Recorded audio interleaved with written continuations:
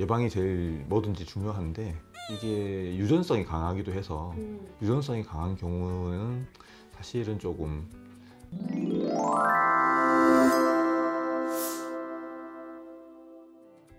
안녕하세요. 네, 안녕하세요. 원장님, 요즘에 여드름 때문에 또 주변에 네네. 물어보시는 분들이 많아요.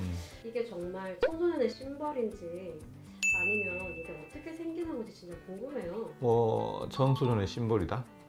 어떻게 보면 맞는 말이죠. 유병률을 봤을 때 15세에서 24세까지가 전체 여드름 인구의 85%를 차지하고 있는 청소년기의 질환이라고 생각하시면 되고, 보통 이제 20대 중반이 넘어가고 30대 접어들면 보통 없어지게 되는 게 일반적인 여드름이죠.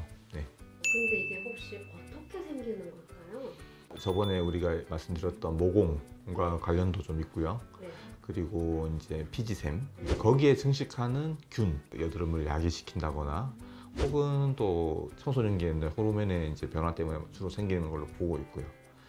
원인은 다양하죠.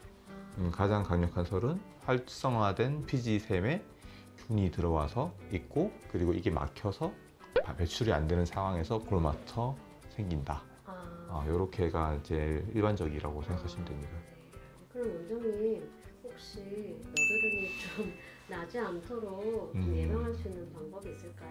예방이 제일 뭐든지 중요한데 이게 유전성이 강하기도 해서 유전성이 강한 경우는 사실은 조금 예방할 수 있는 게 한계가 있는 부분이 사실이고요. 일반적으로 예방할 수 있는 거는 우리 이제 건강한 피부 유지하는 거, 스트레스 없이 건강하게 사는 게 제일 중요한 거고, 만약에 이제 여드름이 발생을 시작했다. 근데 그러면은 적극적으로 1차 치료를 하는 게 도움이 된다고 볼 수 있겠죠. 여드름이 나서 병원에 오게 되면 혹시 어떤 치료 방법들이 있을까요? 그렇죠. 이제 여드름 때문에 오시는 분들은 여드름이 진행 중인 상황이신 분들도 있을 거고, 네. 진행이 끝나서 이제 흉터나 거기 남은 빨간 기 때문에 오시는 분들도 있을 거고, 그분들에 맞춰서 치료를 해야겠죠. 활동성으로 있는 여드름은 피지샘의 과증식, 과분비로 인한, 그리고 모공이 막히는 각화 현상, 그리고 거기에 있는 세균, 요거의 이제 콤비네이션이기 때문에 요거를 하나씩 줄여주는 게 치료가 제일 먼저가 되겠죠. 그래서 보통은 이제 1차 치료로는 항생제를 써서 그 균을, 활성성을 떨어뜨려서 하는 방법. 이거는 이제 피지 과정식보다는 균에 맞춰 있는 초점 치료가 될 거고, 두 번째는 이제 피지 자체가 좀 많이 활성화되어 있는 경우는 먹는 약으로 해서 피지 과정식을 예방하는 방법도 있을 거고, 그리고 또 이제 활동 중인 여드름을 치료할 수 있는 게 PDT라는 치료가 있습니다. PDT는 광선을 이용한 겁니다. 원리는 어떤 매체를 피부에 넣어서 이거를 흡수시킨 다음에 여드름을 일으키는 세균하고 피지샘에 이게 분포가 되게 한 다음에 광원을 쏘아서 얘네들을 빵 터트리는 이제 그런 시술이 되겠죠. 저희가 하고 있는 거는 ALA, 알라라는 이제 산이 있습니다. 이 산을 도포한 다음에 흡수시켜서 LED를 조사해서 치료하는 방법이 있고요. 예전에는 뭐 PPT, 이제 백금을 이용해서 백금을 도포한 다음에 나노 입자들이 이제 피부에 들어와서 세균하고 피지샘에 있을 때 1450 나노미터나 제네시스 레이저, 그거를 이용해서 걔네들을 백금을 때리죠. 그러면 열이 납니다. 그 열로 인해서 옆에 있는 균과 피지를 좀 억제시키는 그런 치료법도 있습니다. 그럼 원장님, 끝나고 나서 정말 흉터를 남기는 게 문제잖아요. 검은 흉터도 있고 또 패인 흉터, 이런 것들은 또 어떻게 치료가 가능할까요? 책에도 실려 있는 내용이에요. 발생이 되면 1차 치료를 적극적으로 해라. 그래서 흉터라든지 패인 거를 미연에 방지를 해라. 그게 제일 먼저 언급이 돼 있습니다. 돌려 생각하면은 그 이유가 쉽지 않다는 얘기가 되겠죠. 지속적으로 염증이 있는 부분은 살의 이제 구조 자체가 바뀌게 돼요.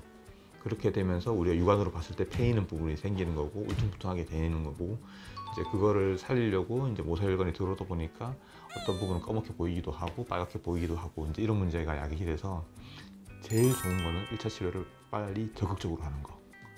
그렇게 되는 거고, 이제 이미 지났다. 이제 이런 상황에서는 이제 치료 방법이 여러 가지가 있죠. 일단 물리적으로 이제 울퉁불퉁한 것들은 간단하게 할 수 있는 건 필링류를 해서 깎아내는 거죠. 그리고 나서는 이제 뭐 저희가 이제 쓰는 대표적인 레이저들, 팍셀, MLA 같은 걸로 평탄화를 시키거나 아니면 어빔 레이저, 뭐 이제 CO2 브락셀 이런 걸 사용하게 됩니다.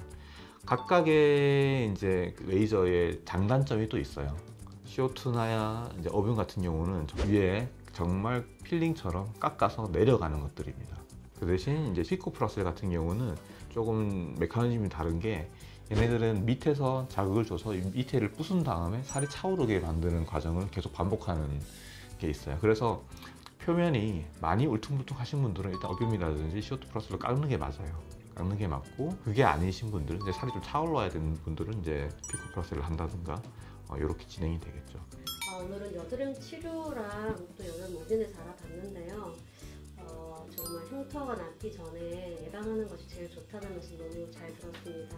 원장님 정말 감사합니다. 네, 감사합니다.